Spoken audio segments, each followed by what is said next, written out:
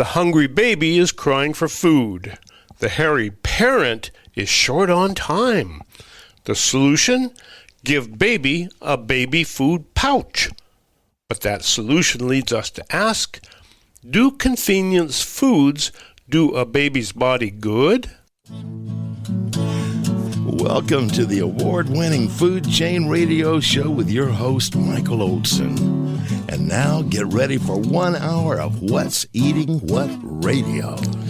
Well, hello out there. You are tuned into the 1376th edition of the Food Chain Radio Show and podcast. Or hey, perhaps you're among our friends over there in Arkadellia who are tuned in as we stream along on the Food Chain page at metrofarm.com. Well, whoever you are and wherever you are, welcome aboard. I am Michael Olson, your host for this hour of What's Eating What? Folks, a modern times dilemma. Babies are the hope for a future, but an expense for the present. A big expense of a baby is, in the present at least, is the time the baby requires from the parent. In their first year of life, babies triple the size of their bodies. They need muscles to crawl and grab things.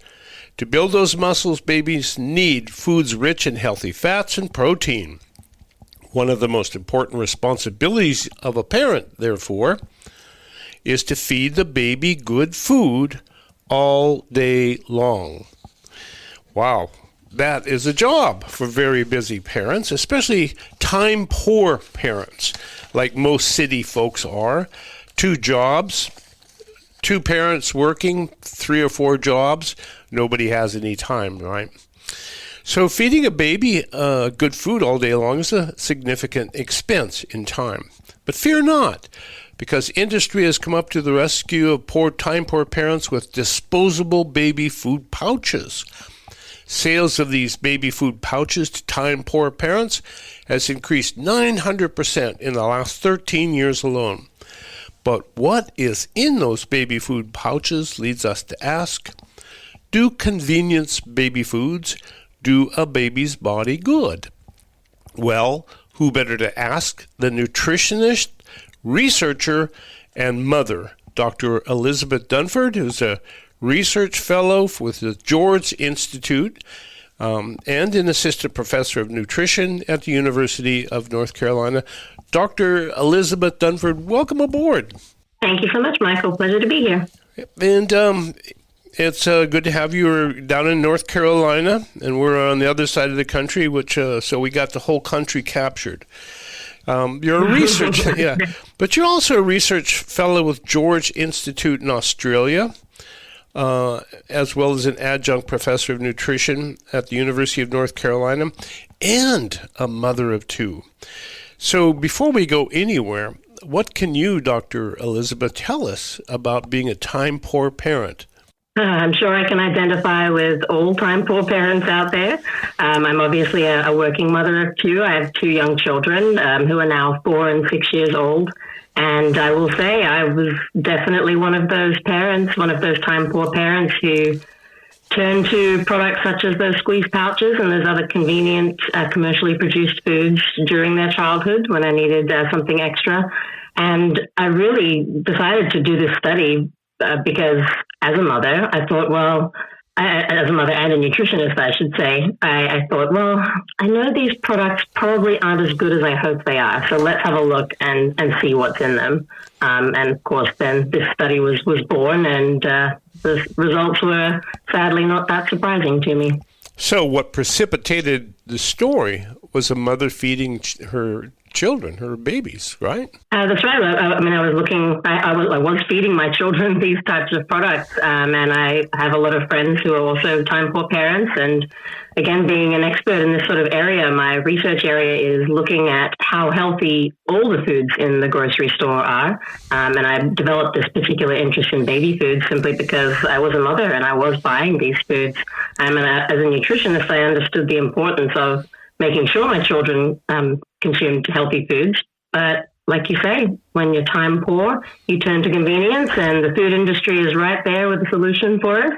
And I thought it was really worth delving into what is in these foods and help try to educate people on how they can make a better choice in this time poor, convenient sector. when your article was published, it generated a lot of public press. My goodness. So what is the title of your subject, so people get a good idea of what it was?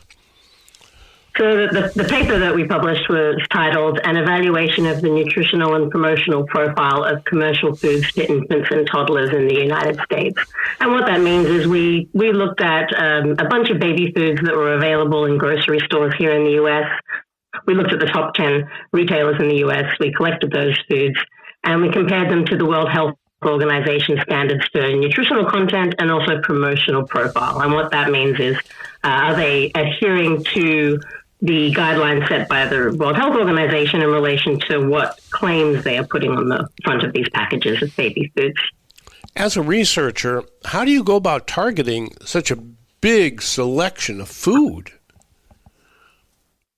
That's a good question. I've been asked quite a lot recently with the media circus that was surrounding this paper. I've been asked, so what prompted this, or how did I do it? And again, what prompted it is just my interest. So I took myself out to the grocery store and I collected these data myself from here in Raleigh, North Carolina, and some online sources, and pulled all this together and just had a look at the data and thought, well, let's put it out there to the public and show how terribly the baby food sector is doing here in the U.S. So it's not that you took these baby foods off the shelves and submitted them to some kind of chemical analysis to see what was in the foods.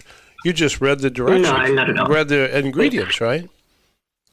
That's right. So the Georgia Institute for Global Health has a wonderful system called the Food Switch system to capture photos of products. So I went to each of these stores and I collected photos of all parts of the packages of all these products, and we entered the data, we looked at the data, we analyzed the data, and we had our results. Now, to do chemical analysis on these products would have been extremely expensive and time consuming, and even most of these companies themselves don't use chemical analysis to determine their levels of sugar or salt or fat.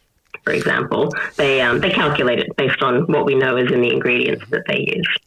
We've done radio. So we're quite confident in the quality of the data. Yeah, we've done shows with mothers across America who look at school lunches, and they have people send them actual school lunches frozen, and then they submit them to chemical analysis. And what they found through the years is pretty much exactly what you found in your study as well. So let's have a look at what exactly is in baby foods. Yeah, you looked at 651 infant and toddler foods sold at 10 U.S. grocery stores. And what is in those foods? So it's a good question. It really depends what we're focusing on here. The study, what we did is we compared the nutritional content of all of those products to the recommendations under the World Health Organization model. And that model has different requirements or recommendations depending on the type of product you're looking at. For example, if it's a product that is supposed to be more of a protein-based product, so something that is meat-based, for example, a meat puree or a puree that claims to sort of be protein-based, whether it's plant-based or animal source, that would be classified differently under the model, and we would be looking at protein as an important nutritional component versus, say, a fruit-based squeeze pouch, which would not necessarily have a protein requirement, but would have a sugar-based requirement or a fruit content requirement. And so what we found overall when we looked at all these products is only around 60% of these products, 60% of these products failed to meet the nutritional requirements. And that would mean all the nutritional requirements that the particular category required. And within that, there were different things. There were some products that failed terribly on protein content, for example, and then other types of products which did very well with protein content. There were some that did terribly with sugar and some that did better. And it really just depended on the particular type of product you were looking at. But I think the overall takeaway in my mind is that the majority of the products that are out there available for U.S. parents for their babies are not doing great.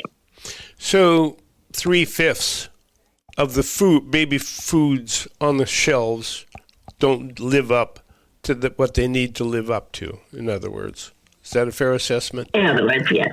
Yeah, and the World Health Organization nutrient and promotion profile model, it is really the only model out there, and the World Health Organization is often looked to as a guide for countries all around the world. And this model was designed more for a European market, so it is important to note that each market is slightly different, but it's not so different that you would expect 60% of the products here to fail those nutritional requirements. And of course, 100% failed the promotional requirements, which is probably the bigger finding here. And it does link to the nutritional points here, because if you think of it, every product had at least one prohibited claim, so a claim that the World Health Organization says should not necessarily be on baby food packages.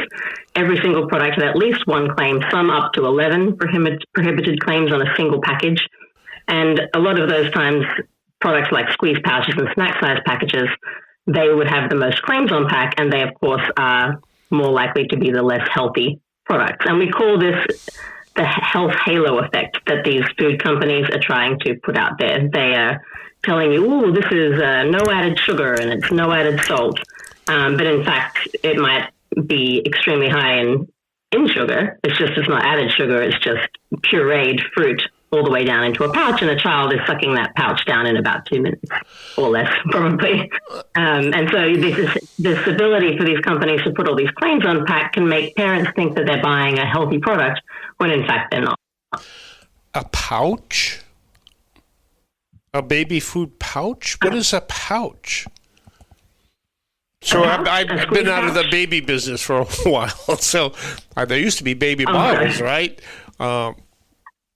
And formulas. So the squeeze pouches are what are really dominating the baby food market at the moment. These are these convenient pouches where you screw up the lid and the baby can just suck down the puree that's inside it. Think of it like an applesauce pack, which I still see teenagers consuming here in the US. It's crazy to me.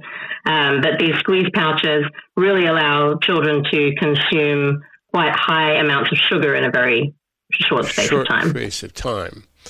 Which, of course, is not really what we want, because, to build healthy bones and muscles, you need protein and you need fat, not sugar. And also, you also need to learn how to eat properly. So a lot of the discussion around these squeeze pouches is that kids are sucking down. Even protein-containing products can be put into these squeeze pouches, but it's meaning that the children are not picking up the foods anymore. They're not holding the foods. They're not holding a spoon. They're not, using the pouch is supposed to be squeezed into a bowl, and then you are to eat it. But instead, people are eating it straight from the pouch. Not only that, Dr. Elizabeth, but you're supposed to get it all over yourself, right? On your hands and on your face and all over the tray, and you have to make a mess of everything, and then you. Well, Michael, I will tell you, you can do that with the pouches too. My children definitely managed to do that. I've had quite a few pouch explosions. Okay. My children's childhood, but yes, indeed, it's supposed to be the whole experience of eating. It's really, in some cases, being taken away if these squeeze pouches are used as a dominant part of the diet. Well, we're going to take a quick break, but when we come back, I'd like to address this issue of 100% failed to meet promotional values. Promotional requirements to the WHO, 100% fail to meet. Now that sounds like a disaster to me. So I want to pick that up and follow it as we go through the baby food issues here.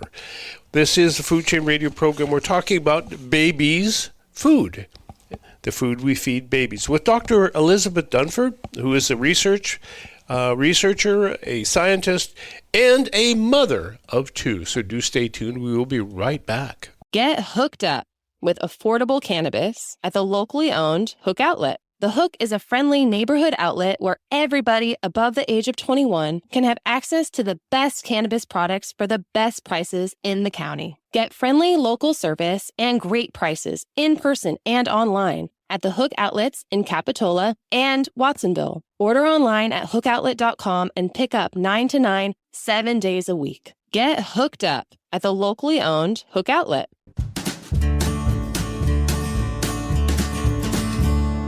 Deer fins, wood fins, livestock chain link, vinyl, iron fins, Cypress Coast fence, Cypress Coast fence.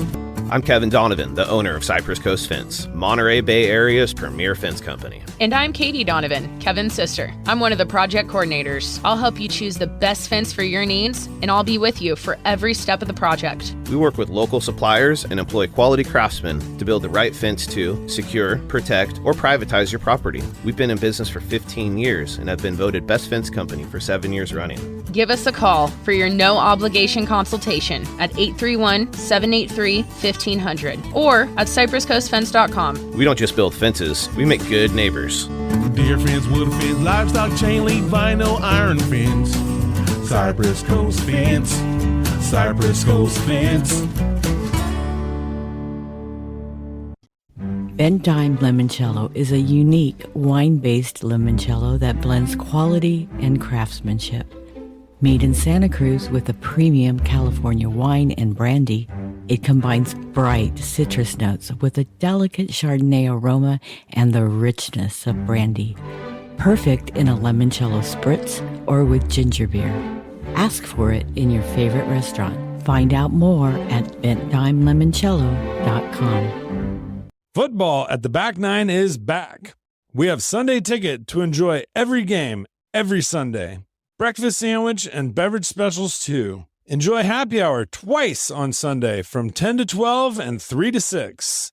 Dollar wings all day Sunday and during Monday and Thursday night games as well. With the easiest restaurant to get to in the county, right off Pasatiempo Drive with lots of parking. Time to eat and watch football. See you at the 9. Treehouse dispenses not only the finest cannabis products, but information to those who want to know how to use cannabis for maximum benefit.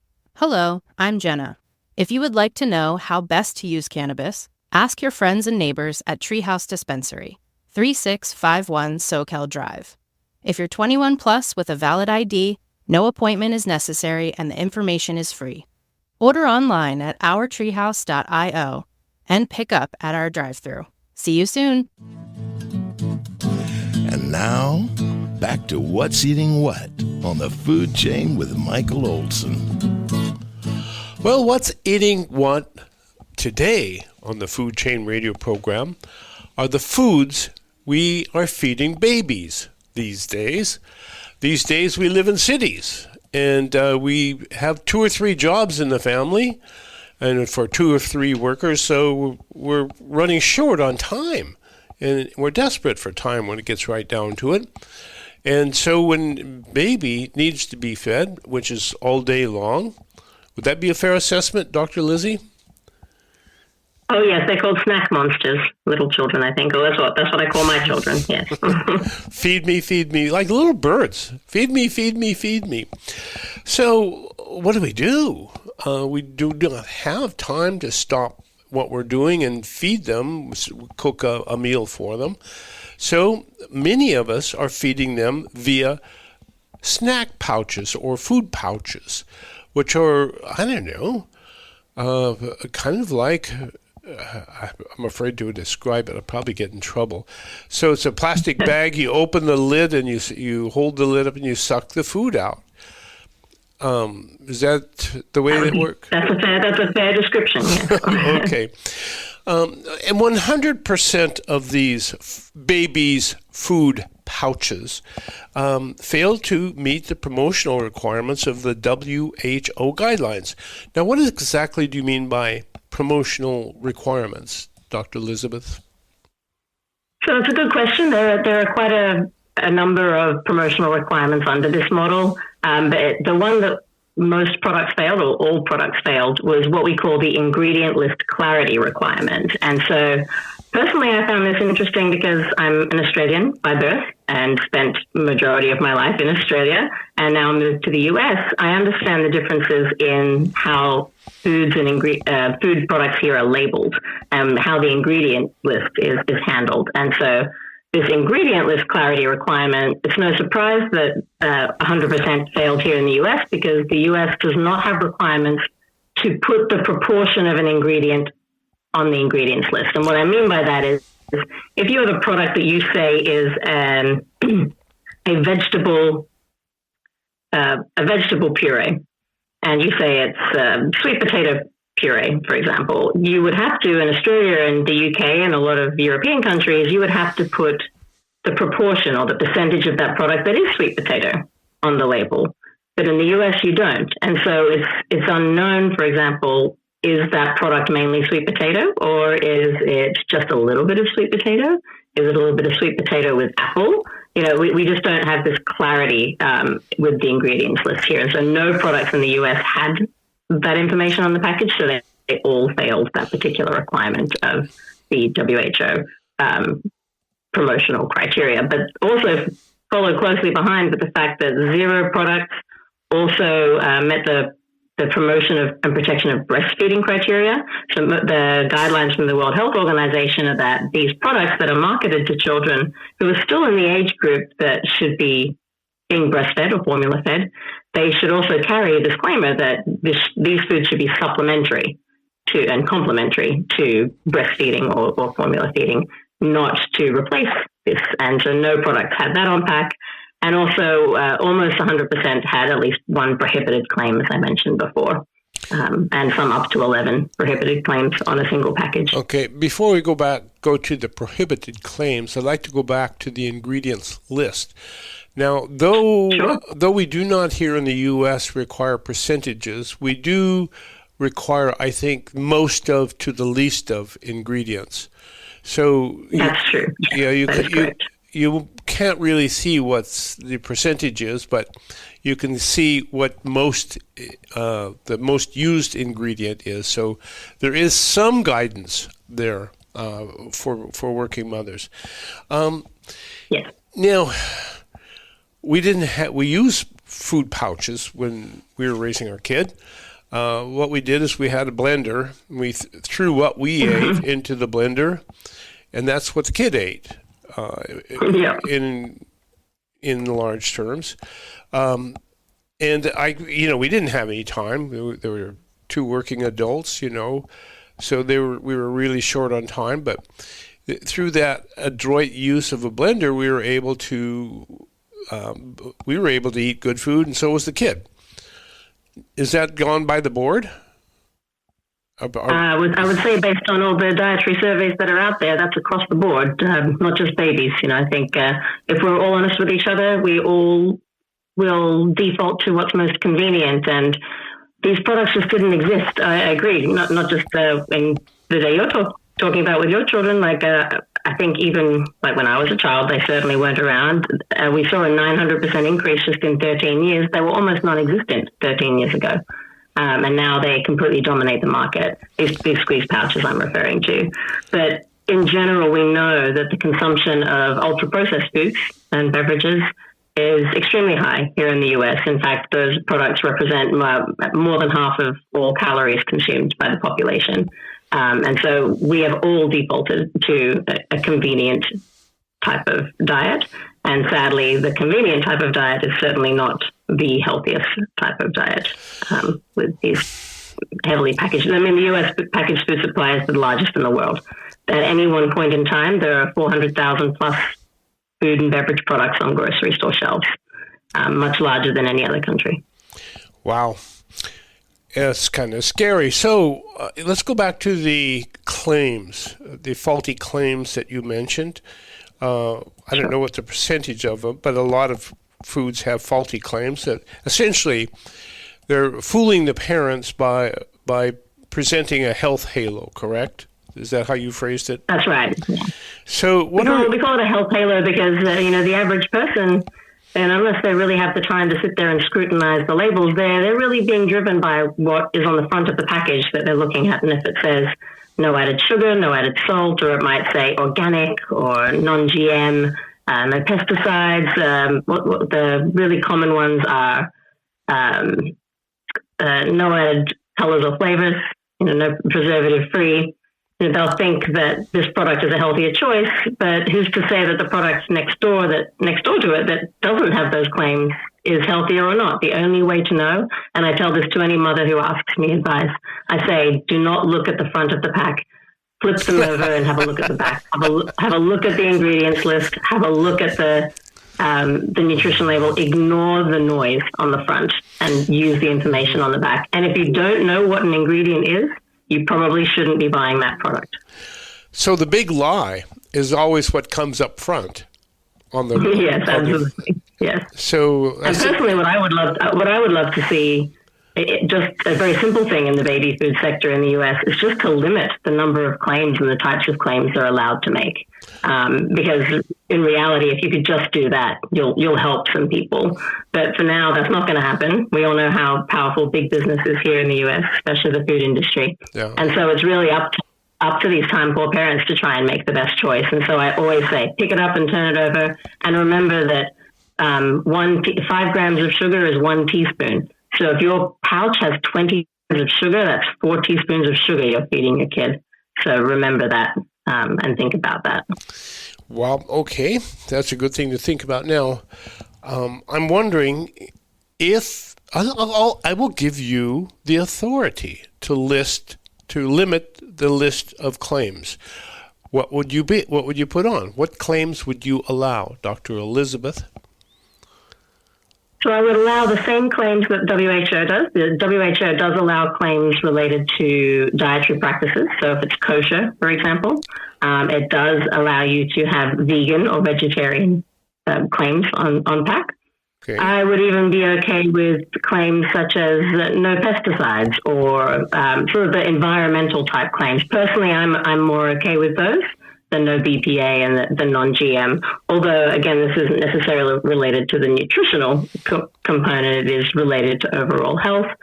The ones I would really like to see removed are the no added sugar and the no added salt, because no added sugar does not mean low sugar. And I think that one in particular is probably what gets a lot of people confused. I guess you could put a pouch full of sugar water and sell it as something and then just say no added sugar because you didn't put any more sugar in it or something like that. Now, I understand. So you can do pure fruit juice puree and then write no added sugar on the label. That's right. But when in fact the whole thing is sugar anyway. So that's right. And they can have, I think there was one I saw with 17 grams of sugar. And that's a lot. There's not even that much in a piece of fruit, you know. You've got more sugar from fruit in the fruit pouch than you do from a piece of fruit, but the piece of fruit is bigger and obviously got other elements in there, you know. And we know this when you juice something, when you condense it down, of course, you're losing a lot of the sort of the part of the product that makes it healthy. But, you know, a lot of parents just see the no added sugar and assume, oh, it's fruit, it's healthy. But in reality, if you're sucking down 3 fruit pouches in a row, that is a mighty amount of sugar for a young body. And it's certainly not as much as they would eat if the actual fruit was put in front of them. So what happens when a young body is fed that much sugar? Well, I mean, that's the $1 million question. And it depends if you mean instantly or over time. But we know for sure that in the US, that 50% of sugar from in these young kids' diet is coming from squeeze pouches. So that's a lot we know is coming from just these one type of product. But sugar in itself has many issues. The squeeze pouches are linked to dental issues. Right, so you're sucking down that much sugar. It's just like if you're drinking sugary drinks. It's all going through past the teeth. So more potential for dental problems. Obviously linked to obesity, overweight as they age. And because these dietary behaviors really do shape things like body weight and eating behaviors later in life, you're just setting yourself up for failure in many cases. And look, again, I'm not judging because I myself gave my kids these squeeze pouches. It's just what I hope parents can understand is these are not supposed to be a dominant part of the diet. These are supposed to be something to help when you're on the run, perhaps. Say, for example, you have to head to the store and it's the kids' lunchtime and you just don't have the time. Sure, using these products to supplement or to use when you need to, that's okay, but they should not be where they are getting the majority of their nutrition for, especially when we found that a lot of them, then the squeeze pouches, they're not very high in protein. And protein and iron in particular are extremely important for this first 1,000 days of life. Out in nature, mothers teach their babies what and how to eat. And that's where baby critters learn how to eat for the rest of their life and what not to eat, which plant is good, which plant is bad, and so on. So as our mothers in the city have very, very little time, are they not very much in danger of teaching their children how to eat the wrong foods by using these baby pouches? I mean, possibly. The part of the issue is that these pouches really are new. Like we said, this 900% increase in 13 years. And so seeing these long-term effects, it's going to take time. But in terms of whether children model their parents' behavior, well, of course. I mean, we can just say that we all know that would be true. And the less healthy the parents, the less healthy the child is likely to be. But like I said, I mean, as parents, we're also eating a lot of processed foods ourselves, right? A lot of convenient foods. If a parent is choosing these squeeze pouches for their kids, they're probably already time poor for themselves. And so I doubt they're also cooking everything from scratch for themselves. So, yeah, we could talk about it all day, I guess, in terms of like what would lead to what. But Sure. we certainly as a nation are getting less healthy and eating more processed foods. And another research area, this is a slight tangent, I apologize, but it's related in that what I'm researching now using these data are looking at the use of additives in these products. And my research previously has looked at the use of additives and how many products with additives Americans are buying. And, it's exploded over just over a 20-year period. It's exploded. And baby foods is actually the category which has had the highest increase in terms of products with additives and products with more than 3 additives as well. And again, can go down a whole path here on what the terrible additives that are allowed to be used here in this country, which are not allowed in any other country in the world. But specifically for baby foods, I did a quick scan of the data set before this podcast came about, and I saw that 11% had phosphate additives. So this is a specific type of additive. They're terrible. There was no need for them to be there. And I compared it to my Australian data set, which only had 3%. And so the American food supply here is just saturated with additives, with these squeeze pouches high in sugar. Well, and we're not really giving consumers a good chance. We have just a minute left, but neurodevelopmentally, babies need to experience food. They need to get it on their hands and in their face. True? Yes, absolutely. Why? That helps you understand how food is supposed to feel in your mouth. So if you think of, again, like a piece of fruit versus a fruit pouch, when you're eating a piece of fruit, even if it's cut up, you're understanding the feel of it. You're learning how to chew. So with these squeeze pouches, it also takes away that need to chew food, to actually process it. It's the same argument you would use for eating fruit versus drinking a fruit juice, and that you are sort of missing out on a lot of the other parts of that food as well. So an apple, for example, you're going to lose a bit of that fiber and how that food is put together, and the mouthfeel, how you're supposed to chew it. All of these things work together, and otherwise we'd all just be on a liquid diet, I assume, if it wasn't important to sit there and chomp down on a food. Mm-hmm. I just figured it out. They're training us all to be astronauts. There you go. There we go. They're going to shoot us into space. Yeah.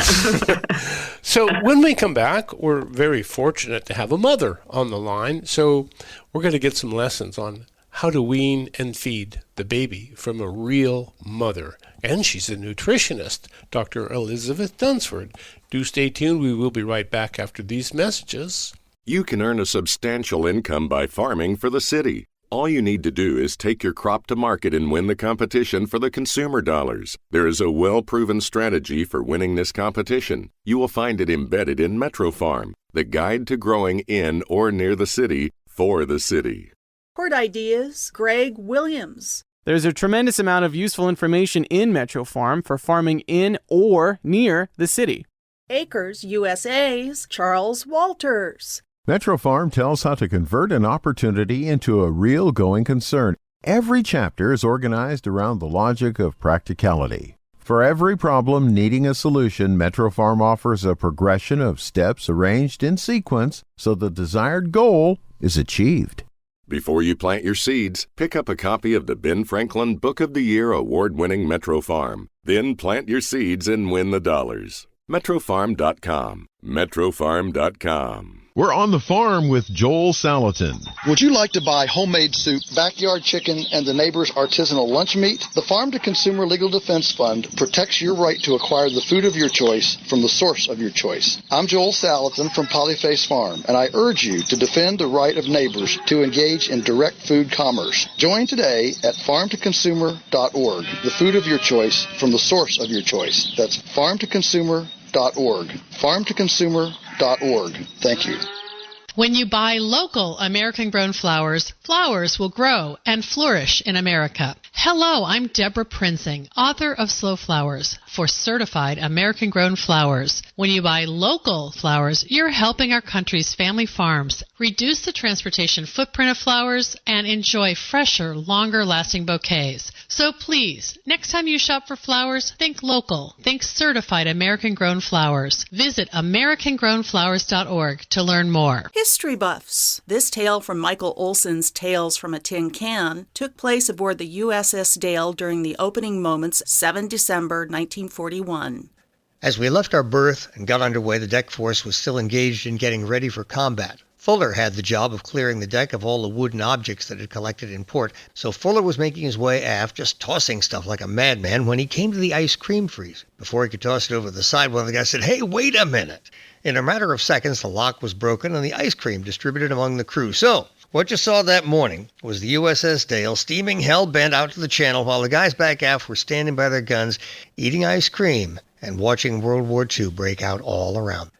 Tales from a Tin Can contains 424 tales by 44 sailors aboard the USS Dale, from Pearl Harbor to Tokyo Bay. Order your Father's Day copy at talesfromatincan.com. That's talesfromatincan.com. So much to say, so little time to say it on the food chain with Michael Olson. Welcome back. Yes, this is the food chain. Today we're talking about the time it takes to feed baby. We city people have a lot on our hands, and very little of that, what we have on our hands, is time.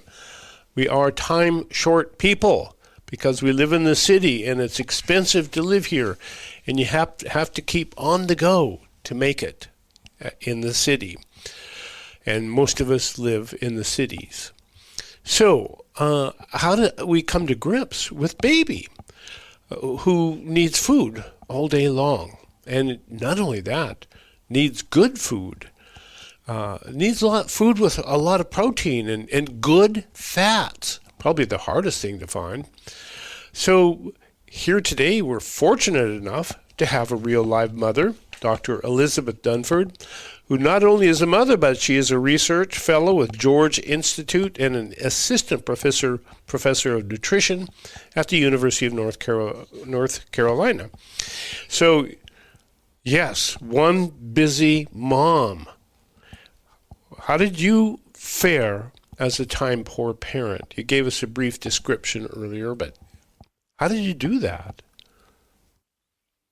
So I will say, I wasn't perfect. I may be a nutritionist. I may be a researcher in this specific area. I may know more than the average person about what to do in the grocery store. But even then, I definitely defaulted many times to these convenient products. My kids certainly do not eat perfectly, but I really did just try my best to identify products where possible that I could give my kids that weren't the worst. Let me put it that way. And again, I feel a bit luckier in that I did maybe know a bit more about what to do, but it doesn't mean that I always did it perfectly. And I wouldn't expect any mother to do it perfectly. As mothers, time-poor mothers, we do our very best. And I think that's all we can do for our kids. And hopefully publishing research like this really just helps keep that awareness out there that we do have to really just be careful when we're choosing these types of products for our children. Okay, take us to the grocery store. Where do we start? Baby's hungry. Baby's hungry. We want to buy something that we can prepare and maybe have some stashed away so that in emergencies. So where do we start, Dr. Elizabeth? This is a very interesting question, and I will say it's going to be nuanced because it'll depend, first and foremost, is the child with you when you're in the grocery store? Because that in and of itself, we know, can drive people to choose certain things because you may have a tantrum on your hands if you choose the wrong thing. Now, if the child is not with you and you have that wonderful luxury that all mothers of young children just love, grocery store by yourself, it's a wonderful thing. If they have that, then another important question is, what is the age of the child we're talking about? Because there is a big difference between a 4-month to 6-month-old where you're starting to try and introduce some foods to perhaps a child close to the end of that 1,000 days. Well, let's talk about a baby that's still eating baby's food and is just weaning off the breast or the bottle. Let's start there. 6 to 12 months. Yeah. The 6 to 12 month range is where, excuse me, the 6 to 12 month range is where you're trying to, these products are called complementary foods, right? They're supposed to be complementary to breastfeeding or formula. And really just trying to help introduce your child to different flavors, different textures. Because even within purees, we know there are different sort of levels of pureeing and textures. And those products that I recommend you start with are the very plain single ingredient products. That is what is recommended for the first sort of introduction for kids.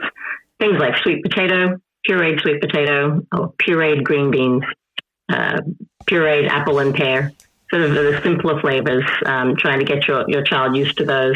And then as the months go by, I think the baby food companies have really tried to help guide consumers. They call them stage 1 and stage 2. If you head into stage 2, which will be sort of your more sort of 7 to 10 months range, then you start doing some mixed products. You know, some of these purees that might have a mixture. Now, personally, I would be recommending you try and use tubs and jars because then you are ensuring that you are spoon feeding your baby, and your baby might even be using a spoon themselves by that time, really helping them learn how to eat. But pouches are really, that's when pouches start to be used a lot. And so if you are going to go down the convenient line of pouches, again, my suggestion is just making sure you're aware of what's in the product that you're buying and that you're only using it as something occasional or maybe once a day and not for every single meal, not for every single type of food.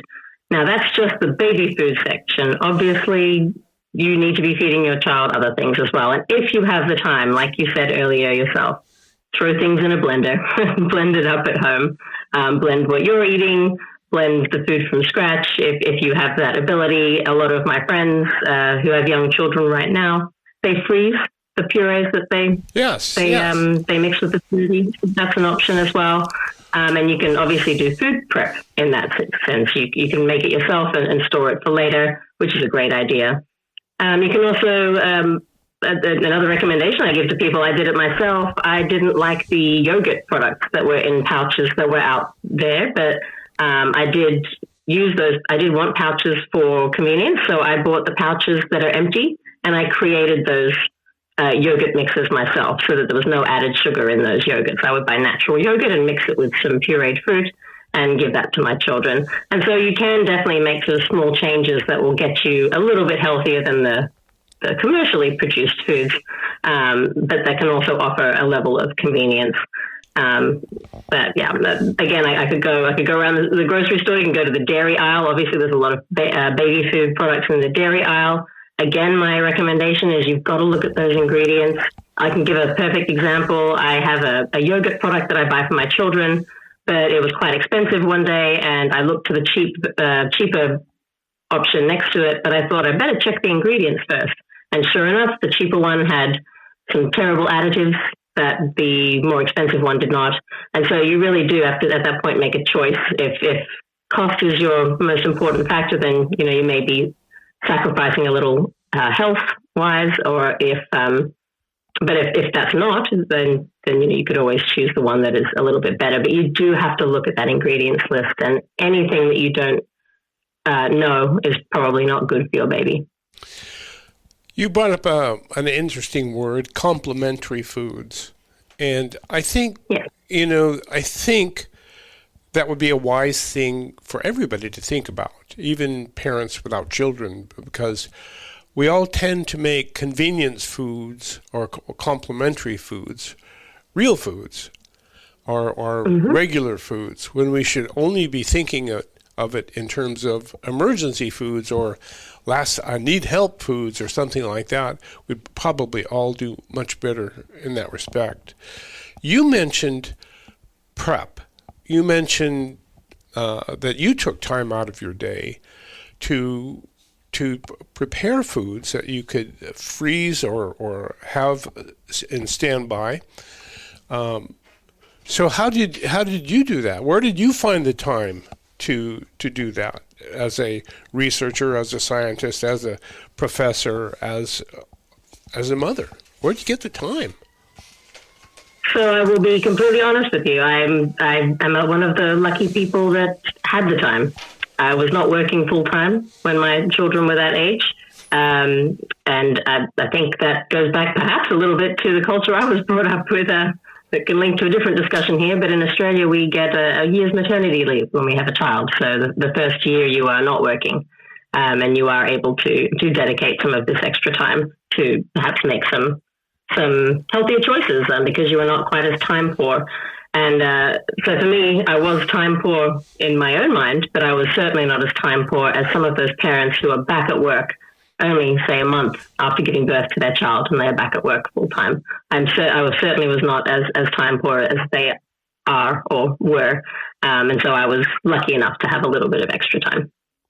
Extra time. That is the only way. Personally, if I had to go back to work at 4 months postpartum, I do not know how unhealthy my children would have been, but they would have been much less healthy than they were. That's for sure.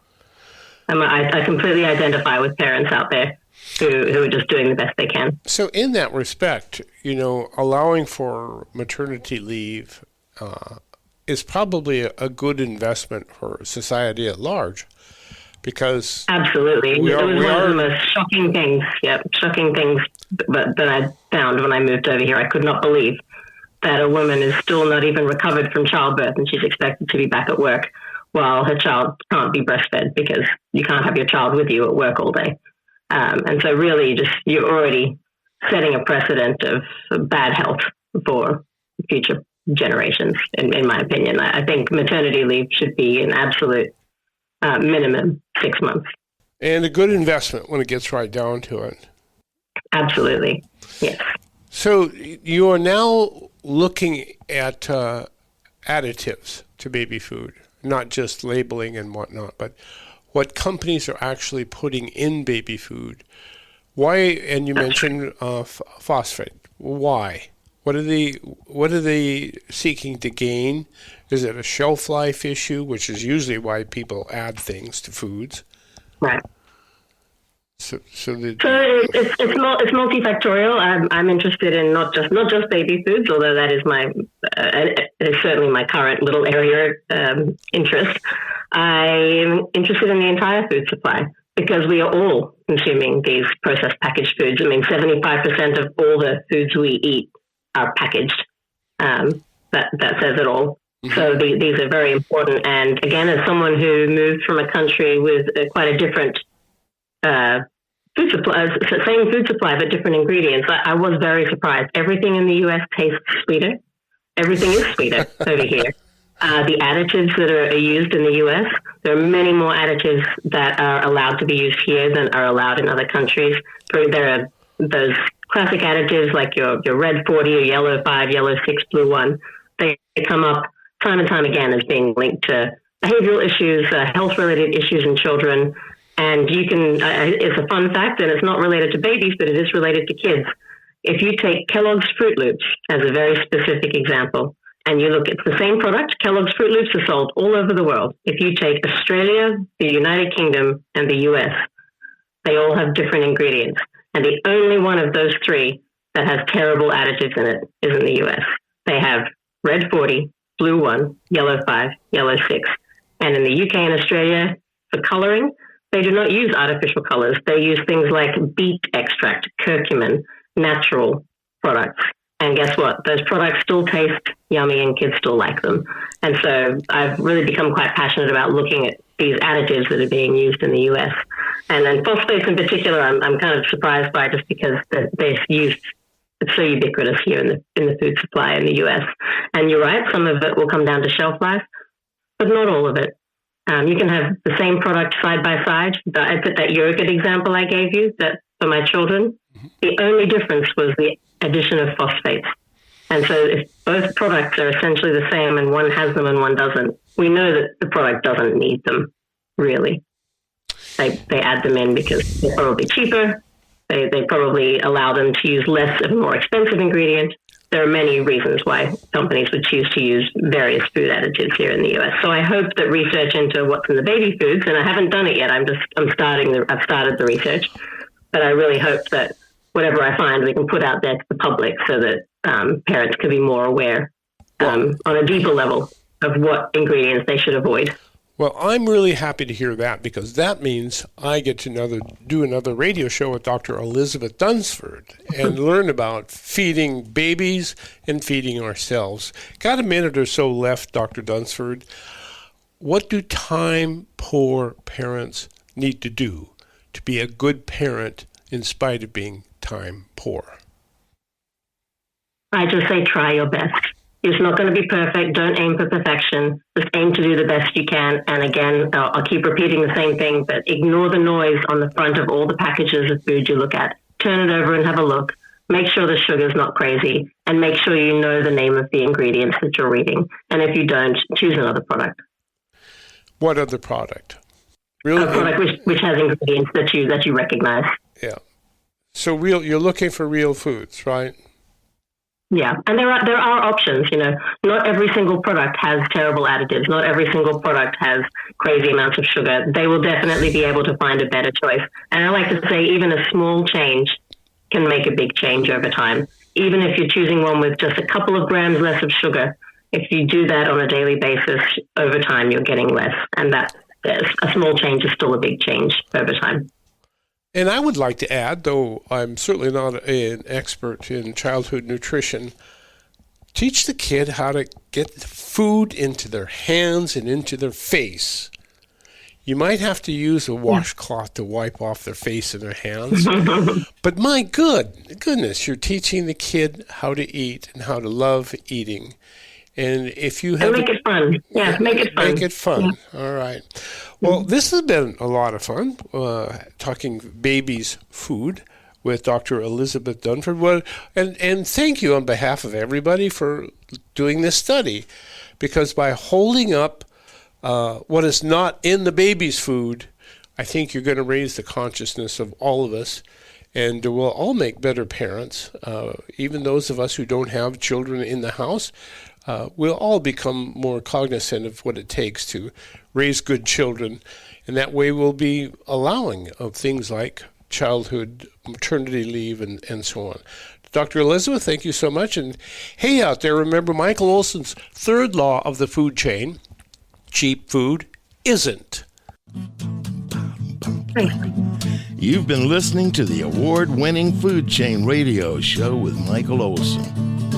And if your friends missed the show, tell them to log on the Food Chain page at metrofarm.com for a listen. Now, go out and find some food with its farmer's face on it and live.